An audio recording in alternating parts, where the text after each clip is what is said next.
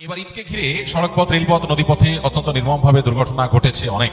গত বছর তুলনায় এটি অনেক বেশি। এই বিষয়গুলোকে কিভাবে দেখছেন? এসব দুর্ঘটনা নাকি দায়িত্বশীলদের অবহেলা? দেখুন, ঈদ এবং বড় বন্ধে দুর্ঘটনা আমাদের দেশে নতুন না, কখনো হয়তো বেশি, কখনো হয়তো কম। এই ঘটনাগুলো আমাদের মৌলিক এবং বড় একটি সমস্যা সেটাকে ইঙ্গিত করে এবং চিহ্নিত করে।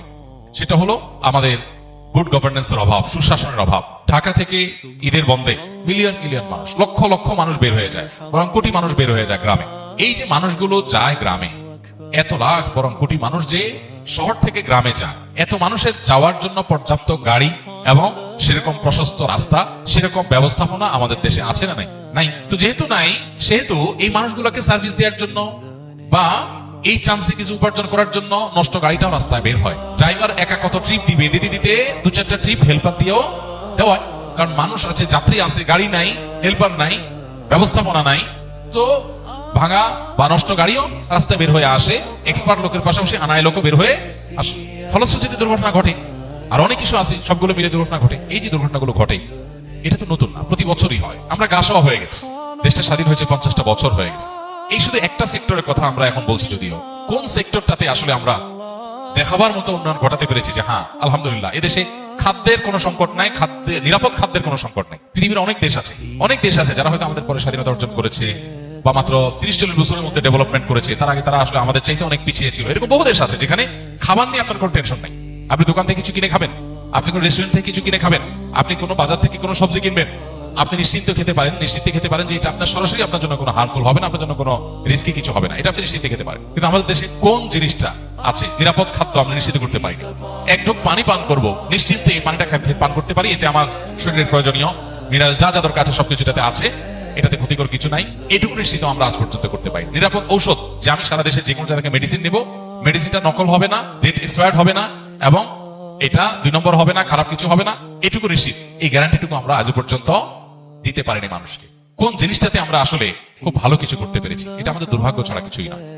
আমরা আল্লাহ তাআলার কাছে যেমন ইস্তেগফার করা দরকার, সেই সাথে আমি মনে করি যে আমাদের এই সব সংকটের সমাধানে অনেকে অনেক ভালো ভালো আইডিয়া দিতে থাকেন, অনেকের কাছে অনেক ভালো আইডিয়া আছে, সবগুলো নির্ভর করে গুড গভর্নেন্স বা সুশাসনের উপরে। আপনি যদি একটা দুর্ঘটনার পেছনে দায়ী মানুষদেরকে চিহ্নিত করে অপরাধের কাঠগড়ায় দাঁড় করাতে পারেন এবং বিচার নিশ্চিত করেন, তাহলে সেক্ষেত্রে এটি দ্বিতীয়বার ঘটবে না, কমে যাবে।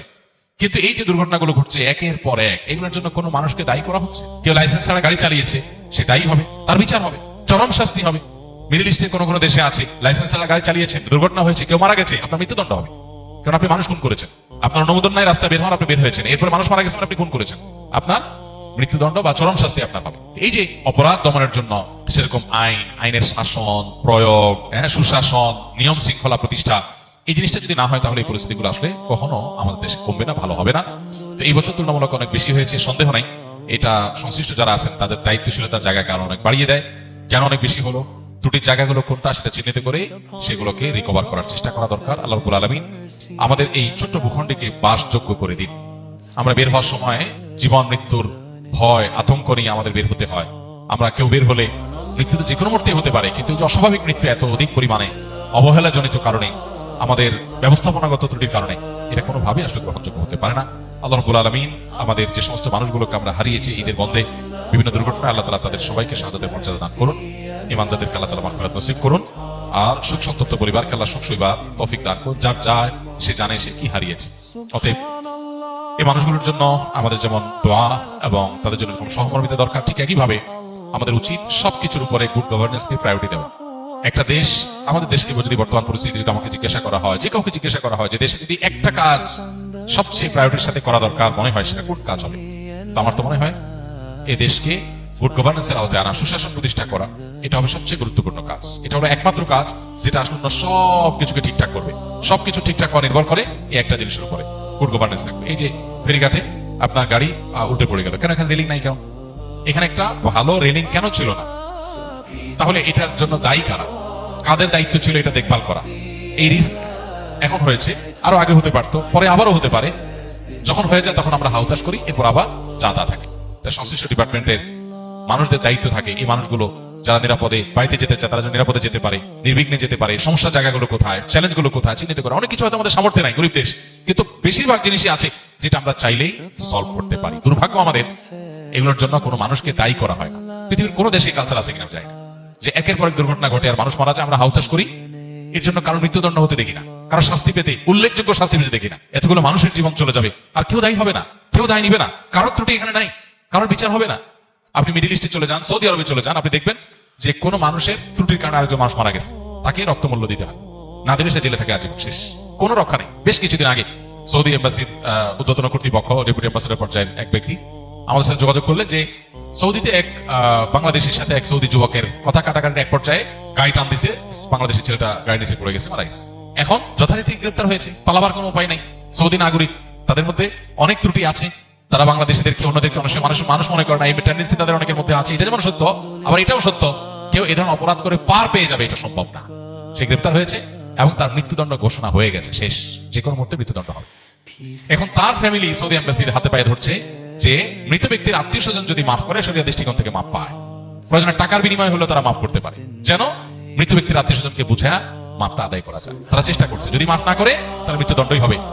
সৌদি বাদশাহ এই মৃত্যুদণ্ড ঠেকাতে পারবে না, এই হলো আইন, এটি হলো শরিয়ার বিধান। এখন আমাদের দেশে অর্ধশত মানুষ মরে যাচ্ছে, কিন্তু এর জন্য একটা মানুষেরও মৃত্যুদণ্ড হবে না, একটা মানুষও চরম শাস্তি হবে না, বা একটা মানুষেরও দায় নিতে হবে না। তাহলে একই ঘটনা আবার ঘটবে, আজকে কেউ সাফার করেছে, কালকে আপনি, পরশু আমি, আমার আত্মীয় আপনার আত্মীয়, এই তো। এই জন্য এই দেশে সুশাসন প্রতিষ্ঠার চাইতে গুরুত্বপূর্ণ আর কোনো কাজ নাই। দুর্নীতি বন্ধ, অনিয়ম বন্ধ, আইনের শাসন, আইনের প্রয়োগ, চোখ না দেখে, ব্যক্তি চেহারা না দেখে উপযুক্ত লোককে উপযুক্ত জায়গা বসানো, দলীয় বিবেচনার ঊর্ধ্বে উঠা, এক কথা রাষ্ট্রের প্রয়োজনকে সবকিছুর উপরে অগ্রাধিকার দিতে পারা। এই কাজটা যদি করা না যায়, সুশাসন যদি প্রতিষ্ঠা করা না যায়, তাহলে এই দেশ কোনোদিন আগাবে না।